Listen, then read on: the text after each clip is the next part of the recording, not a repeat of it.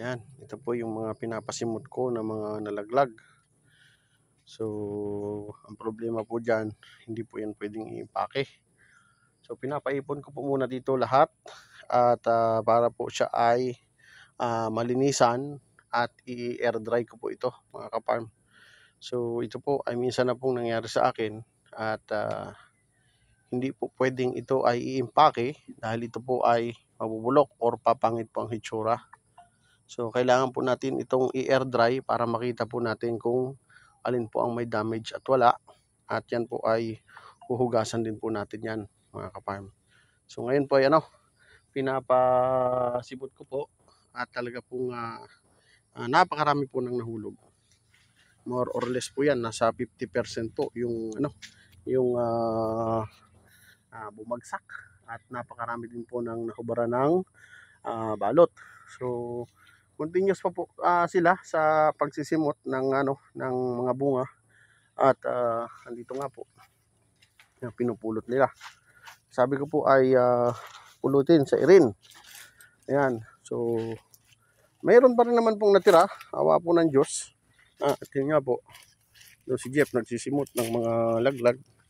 Kanina binidyo ko rin po yung yung mga nahulog. Ayan. So yung anak ko, sabi ko pagtulungan na namin. At ito, nagbagsakan po mga tukod. Ayan. Meron po talagang pumutok, bitak, reject na po yan. At ito, sabi ko sa irin, walang dapat piliin sa mga nahulog. Marami po ang nahubaran. Yan, kaya mag-i-spray po kami ng pang fruit fly dito bukas, mga ka-farm. Ayan, so ito po. Yan, yan po yung mga bunga na nahulog. Alejandro, kumusta? Yan, sigo ko. Nakailang crates ka dyan? Oh, sa isang puno pala, nakakadalawang crates na siya.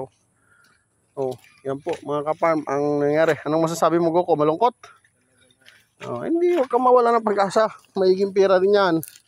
Kahit pa paano. Yan po. So, ito po talaga sa totoo lang ay 101 days kahapon.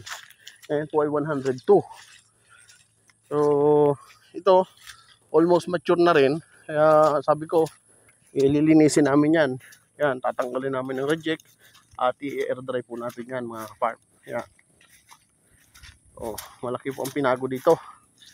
Hindi po natin ito kailangang i-bargain dahil quality naman po yung ating bunga. Yan. Yan, tingnan nyo po si Jeff. Oh. Dito sa makapalang bunga. Oh, Jeff. Ilang gabing walang tulog tayo? Tawanan lang natin. Talagang ganyan ang pagsubok sa buhay. Oh, pero kung hindi tayo kung hindi tayo nakapagtukod, wala. Oh, kung mapapansin po ninyo, oh, may mga natira pa rin po na tukod. Ayan. May mga nahubaran. Ay, talaga pong napakarami po ng Ayan po. Yan po yung inaano ni Jeff po. Yan. Yan po. I-air dry pa po namin yan. So, talaga pong malungkot ito. Pero, ito po yung pagsubok lang sa atin pong lahat mga ka-farm. At meron pa naman po tayo mga kasunod. Yan. So, napansin ko po na talagang kung hindi po kami nakapagtukod bago po dumating yung bagyo, ay talagang kawawa po ang atin pong mga bunga na ito mga ka-farm. So yun. So ito po ay update ko sa inyo, tulad ng sabi ko sa inyo na i-update ko kayo. Ito po at talagang lagas po ang bunga. Yan, pero may natira pa naman po mga ka-farm. Yan. Talaga pong matindi itong pinsala na binigay na ito sa atin. At hindi lamang po tayo, marami pong mga kababayan natin ang sadyang sobrang sinubukan ni Bagyong Upong. Ayan. So yan po, latag ang bunga.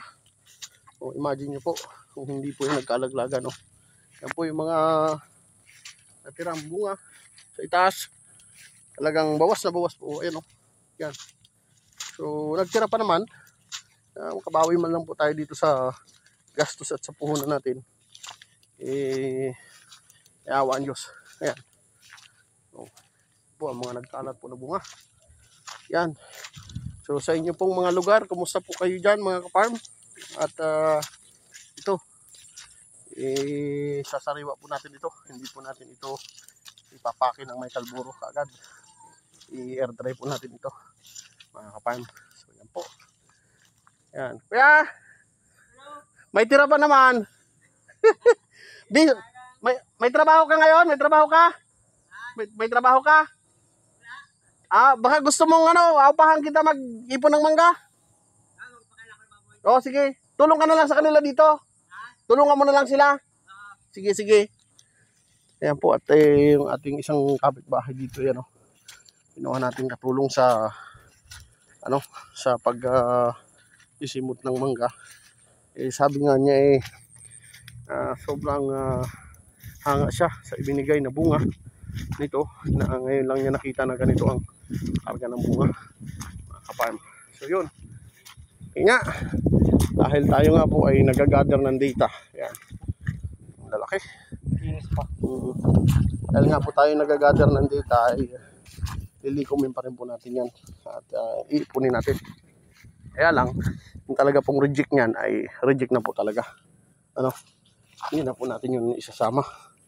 So ihiwalay natin yung mga basag, pwede yan pambagoong, at maraming mga mahihilig yan sa mahihilig yan sa hilaw na pambagoong nila. Ayan, yan po, mga ka-farm. At yan po yung tinira pa rin ng bunga sa atin.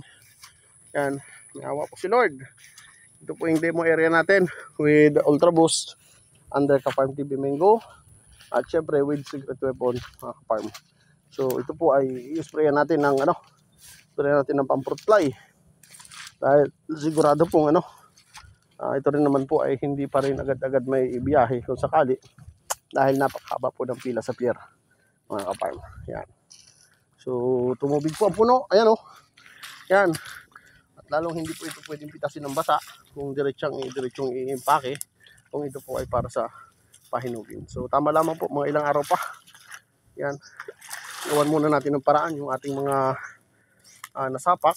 At yun, marami-rami po itong ipunin na ito. Ito po ay nasa more or less 1 oras pa lamang po sila na nagsisimot. Sabi ko, ingatan ng mabuti, dahil ito ay pagkabuhay pa rin, mga ka-farm. So yun lang po muna ang update ko sa inyo.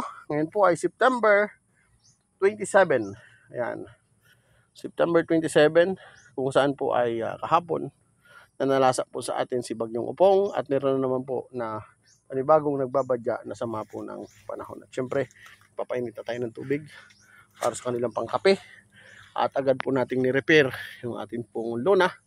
Ayan, para safety po yung ating mga tao, at syempre safety po yung ating pong mga sinisilong na pong bunga po ng mangga, mga ka-farm. So hanggang dyan lang po muna, at mamaya po update ko ulit kayo bandang hapon o gabi, mga ka-farm. God bless, happy farming, I love you all, keep safe everyone. Ang pagsubok po ay sadyang bahagi po ng ating buhay, mga ka-farm. God bless po, I love you all.